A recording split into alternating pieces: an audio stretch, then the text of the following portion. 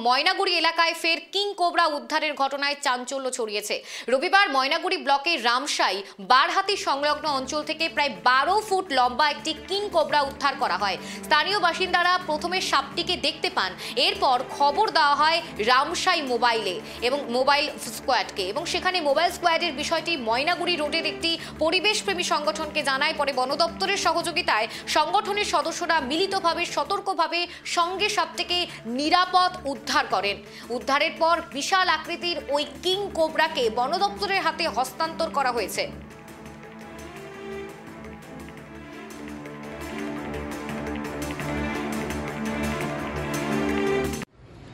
আজকে রামসাই বারোহাতি এলাকায় আবারও একটি কিং কোবরা সাপ উদ্ধার হয়।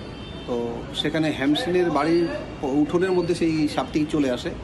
তারপরে সেখান থেকে রামসাই মোবাইল স্কোয়াডের কাছে খবর যায়। তারপর মোবাইল স্কোয়াডে যতক্ষণে যায় ততক্ষণে সেই সাপটি হ্যামসেনের বাড়ির উঠোন থেকে একটা বাঁশঝাড়ে আশ্রয় নেয়। তারপর আমাদের কাছে খবর আসে, আমরা যাই, সেই গিয়ে রামসাই মোবাইল স্কোয়াড মিলে আমরা সেই সাপটিকে উদ্ধার করি। এটা বারোহাতি লাগোয়া এলাকাটা। সাপটি সুস্থ আছে, অনুমানিক এটা 12 ফিটের কাছাকাছি হবে। হ্যাঁ, এটা আজকে গরুমারা জঙ্গলে ছেড়ে দেওয়া হয়েছে।